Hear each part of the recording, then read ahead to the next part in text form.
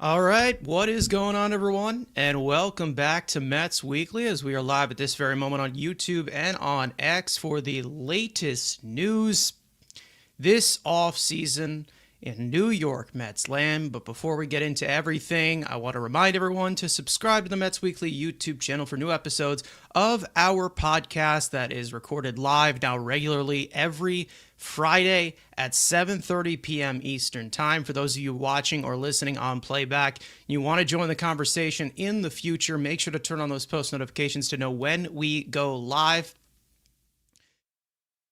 Make sure to follow Mets Weekly on X and on TikTok for some more content over there. And for our audio listeners, make sure to follow us on all of your favorite listening platforms to not miss the audio version of new podcast episodes that go up at 9 a.m. the following day. Also, make sure to give us a 5-star review. It would be greatly appreciated. So without further ado, let's get into the latest news. And the Mets have added to their bullpen following the losses of two key players. One of them being in the bullpen, their star closer, Edwin Diaz. And they have signed Luke Weaver to a 2-year, $22 million contract to add into the bullpen.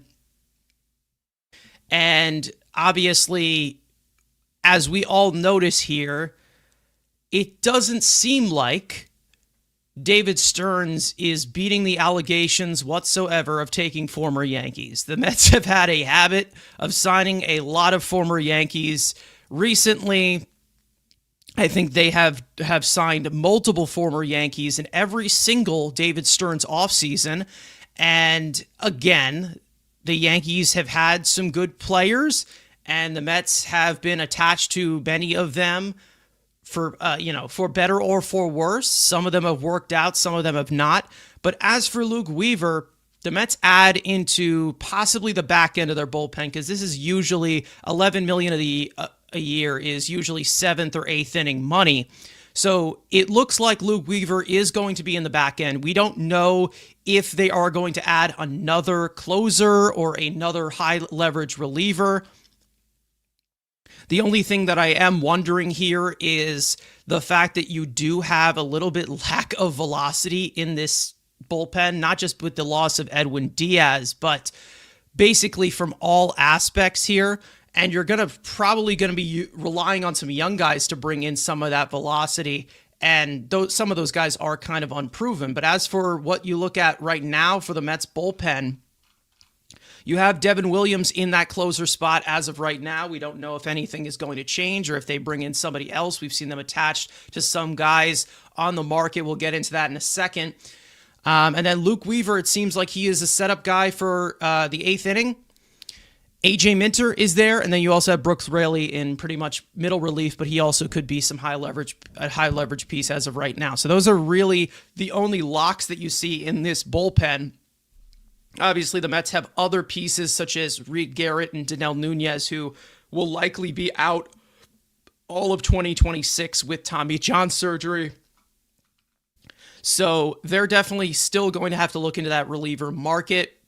But either way for Luke Weaver, as we can do a little bit of a breakdown here beforehand, coming off of kind of a rocky-ish season with the Yankees. I know that he was doing well for quite a while for a 2-year stretch, and then he had a hamstring injury, and we'll get into some of the details of, some of the situations he can handle and what he can't. But either way, let's get into the chat here. We've got Jay Beers in here saying, I like the signing. All right. Will White sending, great signing. Welcome to Queens, Luke. Daniel Cap saying, hopefully Justin Willard will improve these guys. I'd hope so. Mark is saying the only justification I can see from the Mets continuing to acquire quality Yankees is that one can say they can handle playing in New York, which I do think is a narrative that obviously is more floated around with Yankee fans. And listen, Yankee fans can talk trash all they want, whatever they want to do. It doesn't really matter to me. But it's more of the fact of if they can handle in New York, because we have had so many situations where mentally it was not doing well for some of these guys. They get out of New York, they leave New York, and they're back to their old self. That can be a factor. It can be. It's not a fun environment to play in, especially when you fail. And the Mets have failed a lot Mets fans have trust issues. They really do, especially with the bullpen. They've had a lot of inconsistencies with the bullpen. And obviously, trying to replace that void of Edwin Diaz, who was possibly their most consistent reliever over this past decade, even though he's had his faults as well. We'll see. Guys, Andrew could be joining me in a little bit. I'm not sure if he's able to break away from what he is doing as of right now, but I did send him the invite, so he should be here. So if you guys want to hear Andrew's opinion, stick around. And either way, Daniel Cap's saying this is why I don't listen to mainstream. They didn't have the Mets linked to Weaver at all. I think Mets fans had him linked to Weaver just because of the jokes around the jokes around the around everything. Because of Mets fans, I've heard Mets fans joke about signing Luke Weaver and they're going to use him as a starter. It looks like he is going to be in that bullpen, so they're not going to be doing the Clay Holmes thing. So I can tell you right now that's not going to happen. But either way, Luke Weaver, he's about to be 32 years old, going into a 32-year-old season. Posted a 2.62 earned run average last year, whip almost just over 1, 3.89 fielding independent pitching, barely walked anyone. It seemed like the only problem for him last year was the home run ball. Could that be something that happens just in general with pitchers that pitch at Yankee Stadium regularly? Possibly. However, it seemed like that hamstring injury was really what kind of tied him to really struggling as much. He does have reverse splits, which is kind of something that you'd kind of expect with a guy with such great breaking stuff that can break to the right-hand batter's box. And when you talk about, pitchers like this, it's really hard to know the consistency of their stuff, mainly because of if they are, let's say, fastball heavy, or we're talking about fastball changeup. He does get a decent amount of chases, but you saw a little bit of his fastball bleeding over the center fold of the plate last year as compared to 2024, where he was getting that top third of the zone a lot. In 2024, you had it pretty much located at the heart of the plate. So I'm going to guess we're going to get a little bit more utilization of the breaking stuff. However, still with decent swing and miss stuff, 91 percentile in chase rate, 89th percentile in whiff rate, I still think that there's going to be at least a push for him to still be a strikeout pitcher, but not at the rate of a guy like Edwin Diaz or a guy like Ryan Helsley or somebody that they brought in recently from the right-hand side. The one thing that I think is the main reason as to why we're going to see less contact management from a guy like Luke Weaver, and maybe some velocity ends up, ticking up or whatever, depending on the usage, is because, again, a lot of hard contact. He does not induce that many ground balls. He's not a sinker baller by any means. He's kind of just an up and down guy from a 47-degree arm angle. I think this is a decent contact manager. However, we're going to have to see a little bit more of that swing and miss go back to his 2024 self. And compared to 2025, where he was in career lows and swing and miss numbers with his fastball. But we'll see.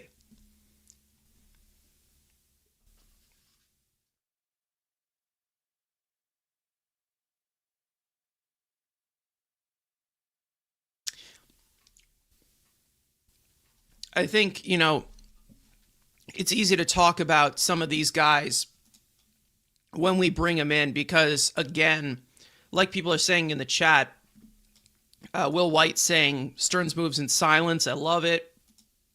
And that's the thing. We didn't really hear much of them being linked to Luke Weaver or linked to, Jorge Polanco or any of these guys.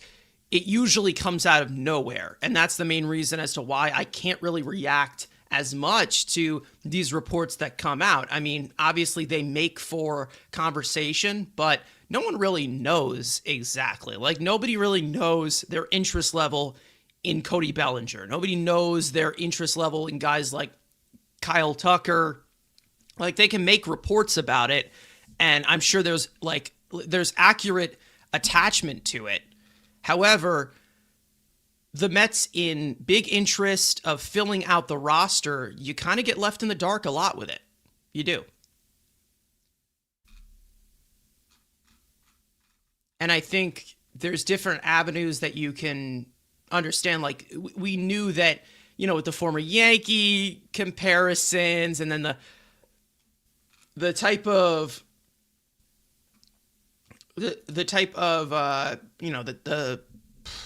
how do I say this?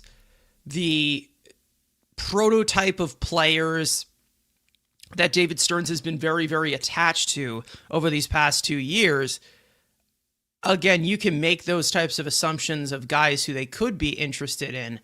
But for some of these guys, I don't think really anybody sees these coming. It just comes completely out of nowhere. And most of it I do like, because I don't like obsessing over every single report. The only thing that I don't like about it is just because of if it is a right fit or if it is a good fit. Again, the only thing I don't like about it is the fact that you usually think that they're going to go, again, you usually think that you're going to go into a certain direction as a pivot, but then they go in a completely different direction that you wouldn't have gone to. Because again, like in this example with Luke Weaver, he signs a 2-year, $22 million contract. Brad Keller just signed a 2-year, $22 million contract with the Philadelphia Phillies, like about, 20 minutes beforehand. I would have went for Brad Keller. If you guys have watched our videos before, you know that Brad Keller was on our list of relievers that they could pursue.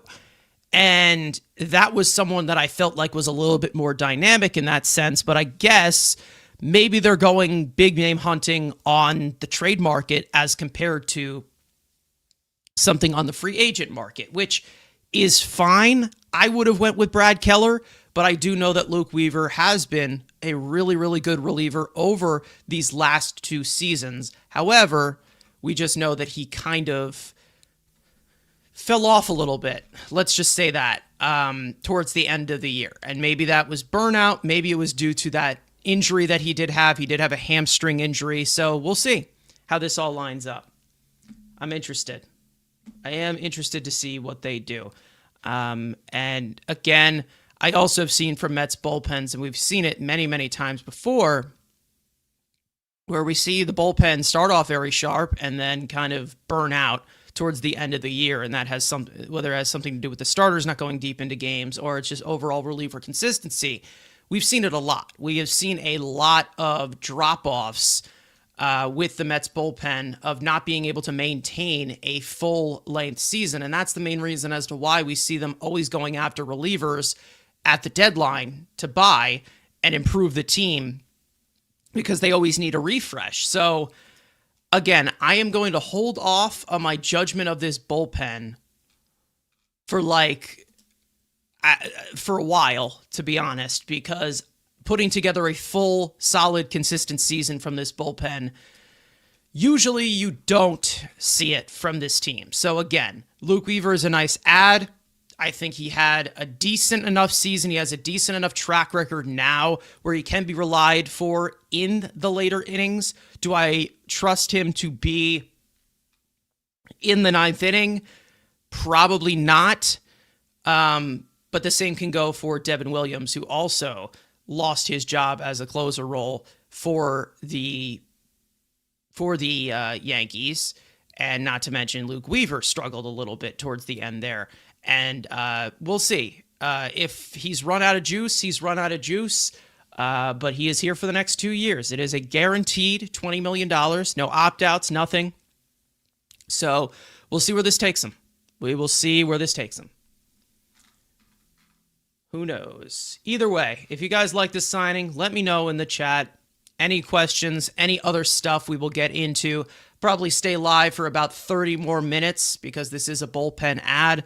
I don't know if Andrew's going to be joining. If Andrew is watching, just why don't you shout at Andrew and he'll get here. I don't know. Maybe he won't. Who knows?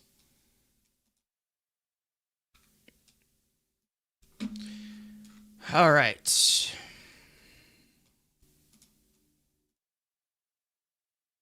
Pretty sure.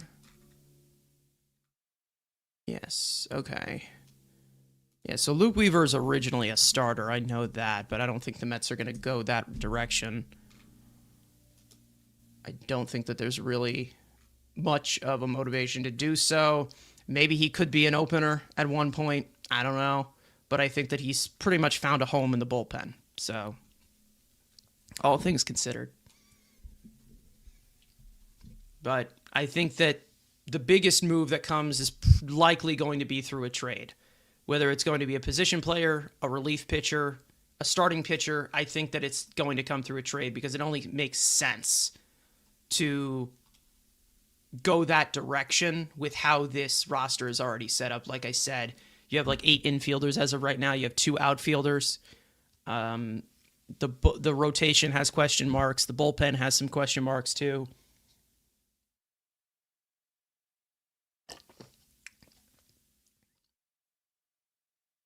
So, we'll see. We will see. I'm already seeing a lot of Mets. I'm already seeing a lot of Mets, Yankees trash talk right now, which, again, I don't subscribe to it. I'm sorry. But you guys should subscribe to our YouTube channel, by the way.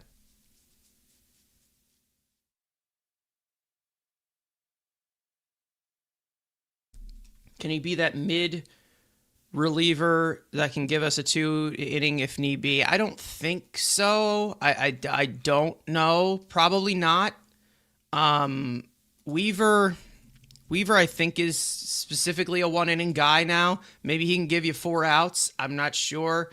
Let me see if he's logged more than 3 outings before. He's done a few. He's done a few up-down outings. Let's just say that. But not regularly. Yeah, he has about... Yeah. He had the last... Yeah, he got 4 outs towards the end of the season with the Yankees. He had... Oh, okay. So he had quite a few 4-out outings towards the end of August. He had 4 outings in a row where he went multiple innings. And then he had 4 outings in a row about in the middle of July. So maybe he could stretch to 2 innings, possibly. But I don't think they're going to see him as long relief at all. I think he's going to be in that setup role. 7th or 8th inning. Something like that. We'll see.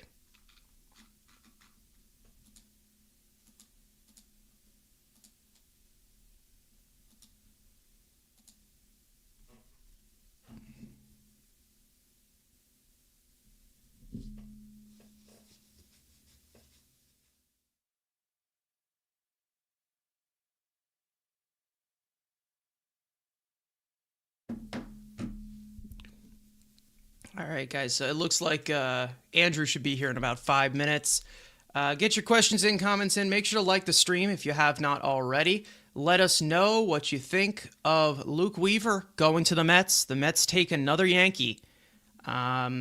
It's David Stearns is not denying the allegations. He's taken a lot of former Yankees, which again, maybe it's a marketing tactic. I don't know, but we'll see. Maybe it's a marketing tactic to bring up Yankees and Mets beef. I don't know. But I think they did that well with Soto coming here last year. So, again, we'll see.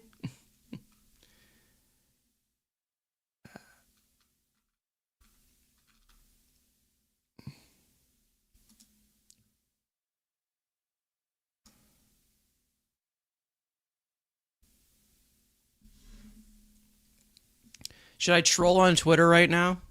I might do that right now. Just because of Mets fans freaking out the way that they have been, obviously, with losing 2 star players.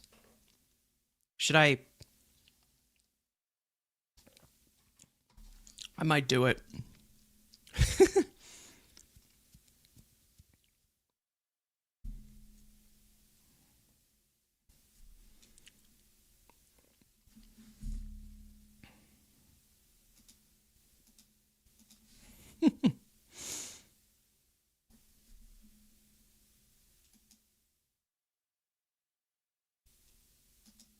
There he is. There's our champion. What is good? Andrew, Luke Weaver, the Mets replacement for Pete Alonso. How could they do this? Can David Stern stop making moves in the morning? It'd be greatly appreciated. Do this shit at night. That's why I love Epdog. Yeah, in fake Central Time, yeah. And fake Central Time was morning for you. Epler never made moves in the morning. It was always at late at night. That's my hour. I don't like these morning signings that David Stern wants to be. You got always up first thing in the morning. I hate it. Luke Weaver, I mean, again, it's a playbook. I mean, it's fine. I mean, again, like you said, like Brad Keller signs the same contract 20 minutes before, Weaver comes out. I mean, he's solid. It's a guy, again, who's versatile. A guy's pitching in the 9th inning, pitching the 8th inning. He's got both. Stole Clay Holmes' job, so there's a world that maybe if, Clay Holmes goes back to the bullpen, hey, he could steal his closer's job too. I think it's fine. I'm not going to lose my sleep over it. It's a solid reliever. Again, it's continuing this trend of signing former Yankees. But yeah, it has the value, again, because the guy's a pitch in New York, so it does have its value. It's annoying. Trust me. David, there are 28 other teams, but we've seen, obviously, with Ryan Helsley, what the fuck? You could be a great closer somewhere else. It's a different beast pitching in New York. So you could be a great closer in Nebraska or Missouri or Kansas, but in New York is a different animal. So, again, it has its value. I just think, there are different places. And again, I think there's only maybe one more reliever going to get a multi-year deal. I'd be shocked if it's Fairbanks. I think that's probably about it. Everybody else probably on that reliever market probably going to be sitting on 1 year deal, maybe a 1+1. So again, if you're telling me would I have rather had Fairbanks? Yes, but I also have, some, that stuff about him not being able to pitch in the cold weather. He's got like that weird thing where his hands. So, like that's a little suspect. But I mean, he's fine if he's the 8th inning, 7th inning guy. And like you brought up the velocity thing, maybe again, if they are in conversations, potentially getting a guy that throws 105, that solves that issue. And then obviously, Dylan Ross and some of the guys internally can also fill that, velocity, fill out the rest of the bullpen. So again, would it have been my top priority? No. Do I love my priority? My offseason has been signing Yankee relievers and old dudes. I mean, that's a different type of thing, but again, you needed to rebuild the bullpen. The bullpen's rebuilt. And I still again think you're going to get at least one more impactful reliever before we get into like the Ryan Stanek level, maybe one or two Ryan Stanek level 1 year, like $5-6 million deal. I still think maybe one or two of those.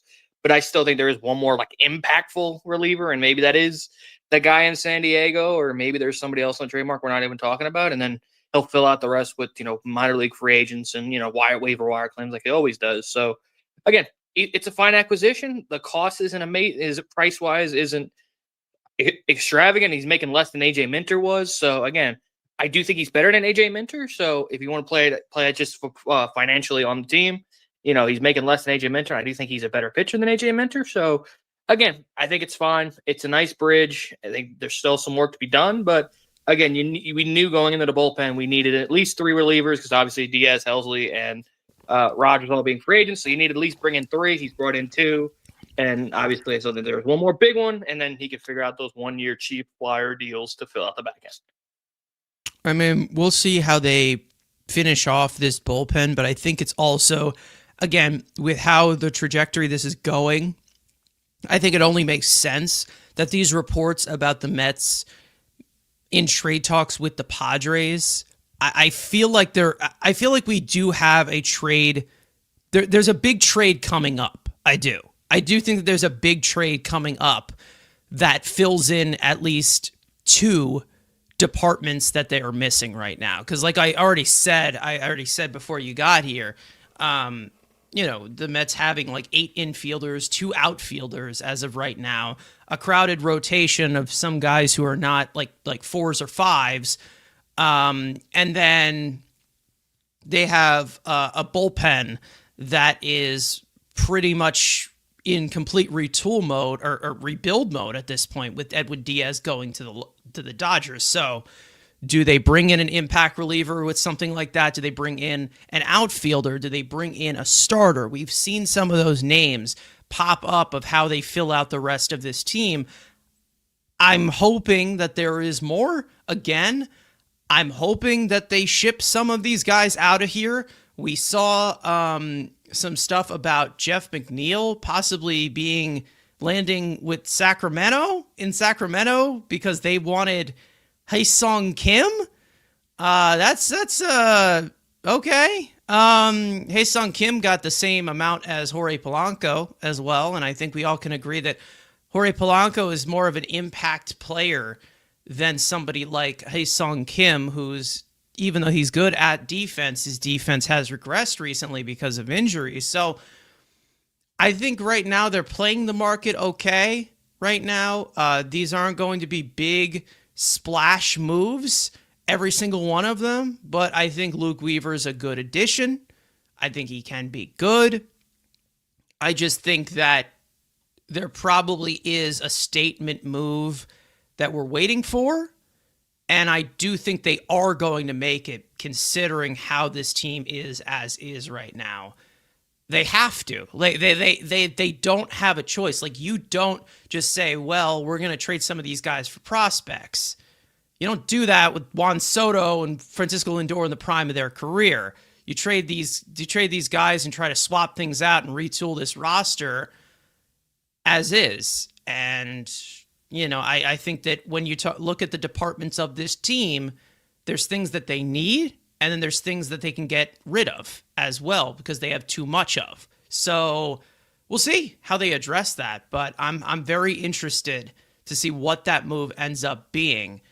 I'm personally excited because, again, I like this fresh start coming from watching an underachieving core, but I know that Mets fans are ready to just, say, well, this isn't Edwin Diaz and this isn't Pete Alonso and this isn't Brandon Nimmo, but it's about building this team, making this team deeper, having, 26 good players, right, to make a great team, something like that. And if they are in position to compete, that's when you go all in for the big moves at the end to finish things off. Either way, we'll see what happens with the trade market.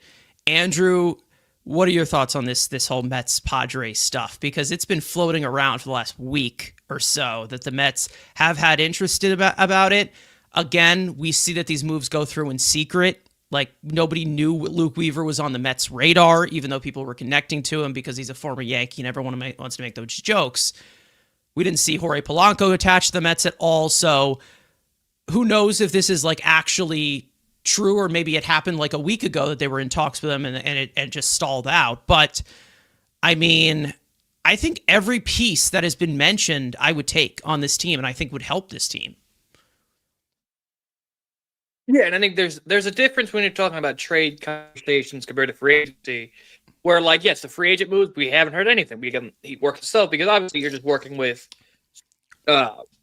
Stearns and then the agents. Where you have, when you talk about trades, there's a whole different party where, some organizations leak like a faucet, and, you want that out there to gauge trade. And especially when you're talking about a team like AJ Preller, who is, a National League version of Jerry Dipoto, where he loves to make trades. He wants to get, teams involved to raise some leverage. That makes more sense, at least from the trade perspective, why we've heard more trade stuff, rumors with the trade stuff compared to free agency. Because again, you could have, it's not just the Mets holding, because again, you could have, an open lock organization that says, hey, we're talking to the Mets and they want this guy, and they, it happens. I even talked a little bit about this, but in the Polo stream, I mean, I am they have a lot of great talent in that bullpen. Nick Pivetta was a guy that they had interest in last year, but obviously had the qualifying offer, so you didn't want to give up a draft pick. So now you're willing to give up prospects if it's for that part of the trade. We saw Ramon Laureano as well being brought up to maybe play the corner outfielder, which again, he had a great year, but is that really what the piece you want? His defense is not what it used to be. And yes, he hit great last year, but he was coming off a couple of years of post PEDs where he sucks. So you also have that. I am like, I don't know what is going on something in my throat that will not get out. The problem I think we talked about, like, and let's get to the big piece, and that is Mason Miller. That is obviously, besides the guy in right field who's not on the tackle, so I'm not talking about him. If Mason Miller is available, and we brought this up, Preller traded Leo Dallas DeFreeze, who's a top 5 prospect in every single publication in the game. So we're going to live in a world where he rented him for half a season just to flip him for Jonah Tong, which that's the prospect that keeps being brought up in these conversations. AJ Preller wants Jonah Tong. So you're going to trade a guy who, Tong wasn't one of the better right-handed pitching prospects in the game, but is not the same value as a guy like Leo Dallas, a switching shortstop who's 19 years old and already in Double-A. There's, a generational talent. So that value doesn't make sense from Preller's perspective, but yes, they are obviously the ownership changes changed it, and that's the only piece that he has really good value that doesn't have a god-awful contract. You look at Machado, and they would love to move Cronenworth, Machado, or maybe not Machado. They like, Machado, Bogarts, Tatis is, the only decent contract of that group. Darvish, Musgrove, all making terrible money.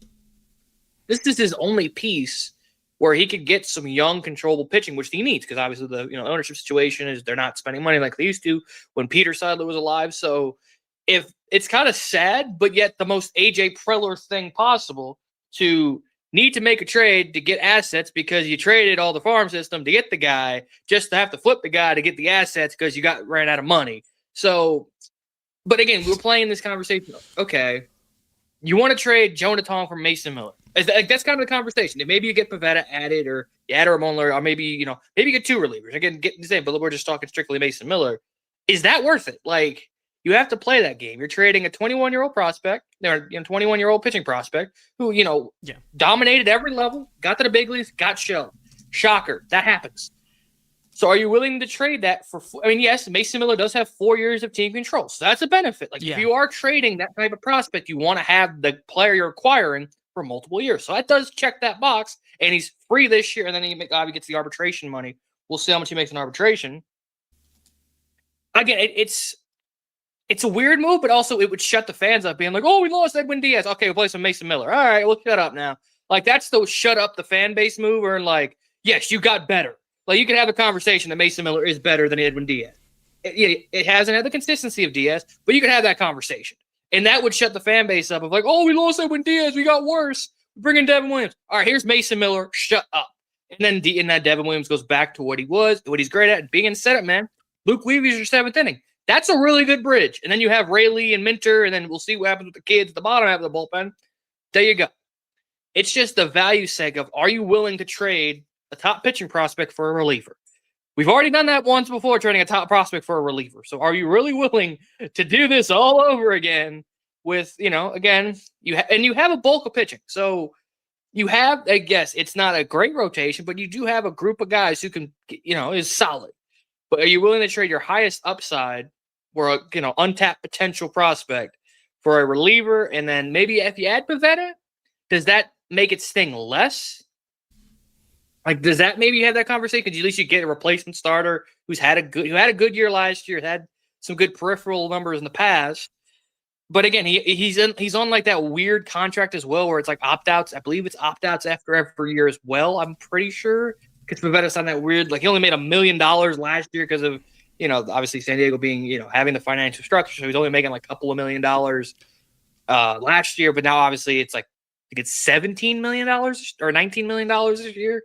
But I think he has an opt-out after the season. It's a weird contract. Could they just do the cheap route with another name that was brought up? Could they just trade less to get Jeremiah Estrada, somebody like that? Because that name was also brought up too. Again, it's again, and then but then like my only thing with I like Estrada, I like more at home. Which thank you, Evan Roberts with the greatest pronouncing. It's not John or whatever the hell it's Morejon. Both of them are nasty. But again, my thing is if you're going after those guys, then you're banking on Devin Williams being the closer. That's my only thing. True. Like I'm loving both. I would love any of the three. Yeah, I like Jason Adam too. I know he's going to miss most of the first half of the season, but I'd take Jason Adam as well. Another guy in that bullpen that is absolute nails. Ryan Hoeing was pretty good last year as well in that bullpen. Like there is a lot of any of those San Diego relievers I would love to get my hands on. But my thing is, okay, if you're let's say you're going after Estrada over Miller, then you are putting faith that either Luke Weaver or Devin Williams are going to be your closer. Because like Estrada has not gotten the ninth inning. Obviously, with Suarez now to Mason Miller. So that's my only thing where it's like I'd love any of them, but again, I don't love that. If it's not Miller, then you're banking. Okay, Devin Williams is the closer, and Estrada can go into the eighth inning. Which again, he's nasty. I'll take him. I'll take any of those guys any day of the week. But it's just they're playing that game of like if it's not Mason Miller, then you are really trusting Devin Williams to be in that ninth inning. Or another thing, it's just a closer by committee. Like it's not going to be a guaranteed closer. Williams is going to get some ninth inning opportunities now because he's done it before. You got Devin Williams. If you bring another guy who's had some closer experience, you don't have a true alpha closer. It's going to be any day of the week, whatever the situation is. If it's a need a ground ball guy, go to in the ninth inning. It's going to be Williams. Or you need the bigger strikeouts. Again, like it's going to be a matchup compared to the past where you just had, all right, it's the ninth inning. It's Edwin Diaz, and that's it. Now Mendoza is going to have to manage more and be a little smarter with the decisions of maybe having multiple options in that ninth inning and have to play the matchups, picking relievers instead of just. And that's the thing is we knew who our 1A was for multiple years now of who would you bring in the seventh inning or eighth inning against the top of the order, the meat of the order, the best hitters in the order. Now I'm not so sure because you have Devin Williams, you have Luke Weaver, maybe AJ Minter. I mean, I don't know if he's going to be fully ready to go by opening day, but it's all really just about how you want to, jumble this a little bit. And again, we never really had to ask these questions because you always had Edwin Diaz in the equation. So you're like, okay, well, best hitters coming up. You bring in Edwin Diaz, that's your best reliever. So we'll see where they go with this. Again, we're not seeing any really velocity in this pen so far. So could that be somebody like Mason Miller? Could that be somebody like Jeremiah Estrada? Could it be somebody else on the free agent market that not many people are talking about? Could it be Pete Fairbanks? I don't know what it will be. However they are constructing this, I do think that a big trade is probably like a double kill two birds with one stone type of trade is probably where they're going in this certain direction because of the two bats that they've already brought in already being infielders, with them already having a crowded infield before those two bats were signed.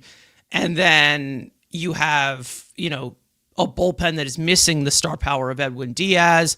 So they have these types of holes in different departments of this team, and I feel like that's the only way to do it is through trade, and that's the only really reason as to why. But Luke Weaver, grade this signing. Go ahead, give it a grade. I'll give it a B-. Again, I think it's fine. Like again, if he's not the greatest reliever, I mean, again, Brad Keller signs the same, and I look at other financials.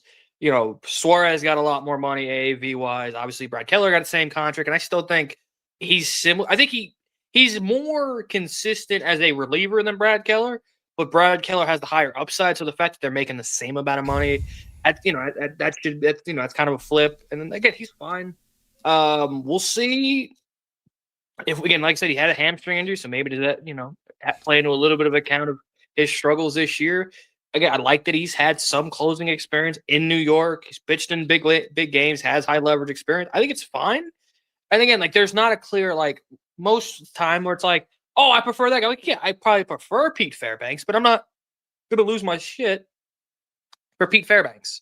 It's fine. Like it's a nice reliever. And again, it's relievers. So it's not something to be like, oh, I'm so mad. Like if they locked up Cody Bell, play the complete opposite. Like, you overpay for, a first baseman that doesn't really do anything. Yeah, I'm gonna be a lot more angry than like if I'm overpaying for a reliever on a 2-year deal. Like, it's a 2-year deal. It sucks. If he has a good year, bad year, you take that with reliever contracts, because they are relievers. They have their every other up and down. So if I get one good year and a marginal second year, that's kind of what I get paid for. And especially on the team, he's making less money than AJ Minter. So, and again, you could have the conversation. He's better than AJ Minter. So again, you're making on your team, he's the third highest reliever.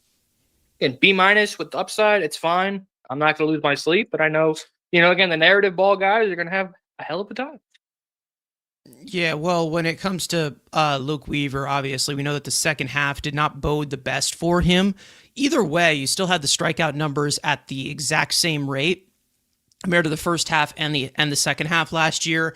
Walk numbers as well are the same, and he actually gave up less homers and less extra base hits in that second half. So it probably was just a little bit of the command. We saw a decent amount of long balls that we're not really used to usually with Luke Weaver. Luke Weaver usually does not give up as many homers, but either way, from the usage that he was used from in 2024 compared to 2025, we'll see where this goes. And he has had experience. We were just talking about this earlier, where he has gotten 4 outs. He has gotten 5 outs before. So if they need him for that, they could possibly do that. I don't know, again, if the velocity ticked down. I know that he's topped 97, 98 before, but he usually sits at about 95, 96. So again, like we've said, they do need to find velocity, whether it is Pete Fairbanks, whether it is somebody else on the market. Maybe they trade for someone that we didn't even know was available, because we see these trades and moves come out of nowhere always times with David Stearns. But with this move, it seems like even without any tax whatsoever, without luxury tax whatsoever, the payroll right now is up to like 283-ish. And with the payroll tax, if you're going off of, I think it's like 62% of that, because they're like 3-time offenders or whatever of that threshold, it would be around 307 as of right now. 307, 308 is where they are at this current moment, plus the tax bill as of right now, which, again, we'll see how long they're willing to stretch that out. Will they move some money regarding Jeff McNeil? It's likely that Jeff McNeil gets traded, but we'll see. I don't know about Kodai Senga's trade buzz. That's kind of died down over these past few weeks. But we'll see where they go in terms of moving some guys. I have a sneaking suspicion of some of these guys that they are attached to possibly trade for. But I think we'll get to that bridge when we cross it. But I do think that they're going to be active on the trade market, like we've already said. And they already were active trading away Nimmo, which we didn't even think was possible. We talked about it. We didn't even think that was possible. And they bring in Marcus Semien. So I don't know where they're going to go. And it's that type of unknown that I think makes a lot of Mets fans uncomfortable. But, there's things that need to be addressed here. There's changes that needed to be made. That wasn't just, okay, just trade this guy and, refill this and that's fine. I think it's more of when things pop up, like Jimmy is saying here, the unknown makes things exciting. It does. And it does also make a lot of reporters in the media look a little stupid.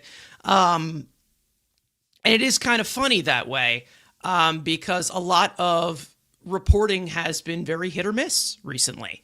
And I think that the Mets putting things behind closed doors is the best way to operate. Even though the Mets have kind of been in the dark here. We did get some news just from Mike Puma just now that catcher Drew Romo has been claimed off of waivers by the Mets from the Orioles. And Brandon Waddell has been designated for assignment. So that's interesting. Oh, former top pro. Former top prospect catcher, Yeah. the Rockies, or former first round pick. Drew Romo. So that does mean, I think that does mean that Alvarez has been put on the trade block. 100%. Okay, it's just more 40-man route instead of seeing Hayden Sanger. Drew Romo, as of now, would be that kind of emergency catcher. Again, it's what it is. But former top prospect, hasn't really hit much. He used to. When he got drafted, he was a good defender. Had a little more, offensive upside when he was in college, but solid. It's a waiver claim. You're not gonna again. We're not losing shit like everybody else. It's just got to fill out the 40-man roster. Yeah, he is. Case of he has emergency. 56 major league plate appearances. He is 24 years old. So you got to fill out the 40-man roster. They do have. Again, we'll see who ends up going in the corresponding move for Luke Weaver. So we still don't know who that's going to end up being. There's a decent amount of guys on this 40-man roster that you'd expect. I don't know what Alex Carrillo is still doing on this 40-man roster, but we'll see what they do there. Hayden Sanger, could he be on his way? Could he be DFA'd? I don't know. Because they just brought in Drew Romo. I don't know if Drew Romo is seen as a guy that they actually want to keep around. But there's plenty of guys on this roster that could be on their way out. I'd expect it to be a pitcher, though. I would expect it to be a pitcher. Jonathan Pintaro, Brandon Waddell was just DFA'd, like I just said. Could it be Joey Gerber, who they acquired? Excuse me, they claimed off of waivers. I don't know. There could be somebody else that gets moved, but we'll see what that corresponding move is, because I believe they do have 41 guys on this roster right now, even with the addition of Drew Romo as well. So either way, we'll see. I'm interested. Very interested.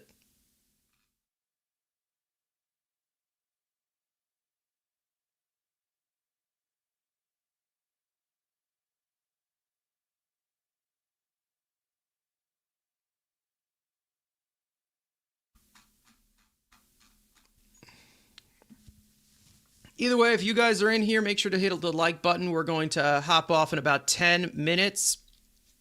One more time, the Mets sign Luke Weaver to a 2-year, $22 million contract. We are going to be live on Friday for our usual podcast at 7:30 p.m. Eastern Time. I'm going to talk about the signings that they made, what is next. Plenty of stuff to go for this offseason. We will see what is in store for this team. Now, moving on from a core that was underachieving for many, many years. So, we're all interested. I'm intrigued.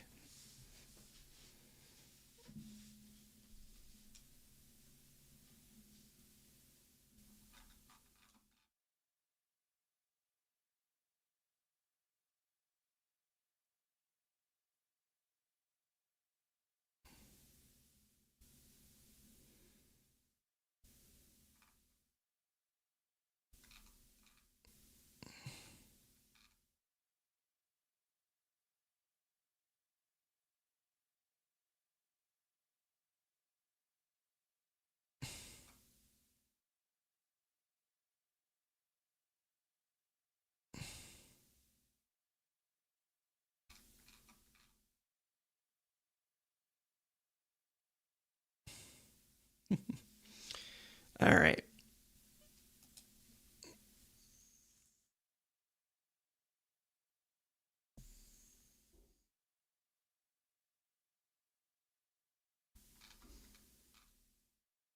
Looks like Luke Weaver was about projected to get about 3 years, $30 million.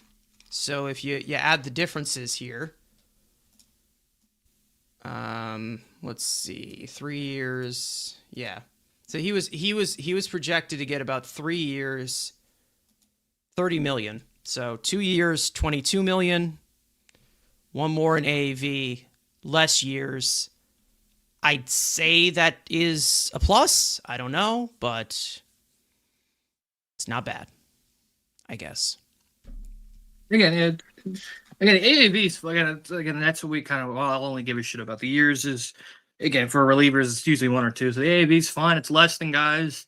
It's less than a guy like Robert Stevenson, who's in Anaheim. He's less than, obviously, Tanner Scott. Just like some of the bigger relievers or middle relievers that signed their contract. Obviously, again, Brad Keller gets the same amount from Philadelphia. So, again, it's price-wise, it's fine. It still has a tiny bit of upside. I wouldn't say it's, again, he's not 20 anymore, but he's had some good years. My thing is, can you get out of these 2 years? Can you get 1 good year? It's very possible. That's kind of my bar for these type of signings. Yeah. I guess I could throw Brad Keller out of the Brad Keller out of the free agency pile. I guess. So again, it's not insane. Again, again, like we said, they had to fill reliever spots. So they filled out 2 out of the 3. They still got one more big one to fill, and then Stearns can go into the dumpster. And maybe it's a Hunter Harvey on a 1-year, $5 million deal, like to replace kind of that Stanek signing. The guys, those like middle relief, low leverage guys. I still think there's still a 1-year, like $5 million reliever. Maybe that's where you get some of the velocity, and then you make a trade with San Diego. And then they at least increase your velocity and then you obviously have Dylan Ross and potentially Ryan Lambert filling some of that, internal velocity. I mean, and then there's also some relievers that can come out of nowhere for you and pitch pretty well. So you never know. I don't know. We'll see. I've already said it. I'm reserving judgment about this bullpen because I've seen the Mets bullpen do well to start off the season and then just completely burn out. So I really never know the judgment of the bullpen. I think it's a little bit less of the uncertainty with Diaz gone, but we'll see how this gets built under David Stearns. He finally has he now has the reins to bring in all of his guys for the bullpen, for the starting rotation, for the main guys on this team. We'll see what happens. But either way, I think we are going to end it off here because there's not really much else to go over. We obviously have our stream for our next podcast episode number 182. Man, it's getting up there. And we will discuss the Jorge Polanco signing. We'll discuss the Luke Weaver signing. We'll get into some of the more of the reports as well. We'll talk about some other stuff going on internally as well with the Mets, as we usually do. And if there is any signings between now and that, we will make sure to go live for these pop-up streams.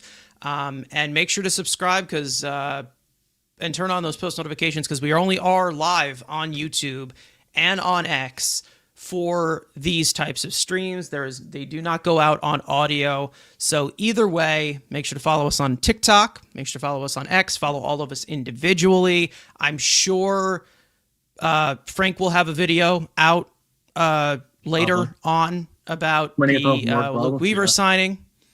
We'll see what he has to say about that. He'll get into it as well. He'll be here as well. Thank you guys so much for watching. Hope you enjoyed the conversation. Those of you listening on playback, turn on those post notifications, subscribe, do all that great stuff. Like the stream if you have not already. And finally, let's go Mets. And we will see you guys next time.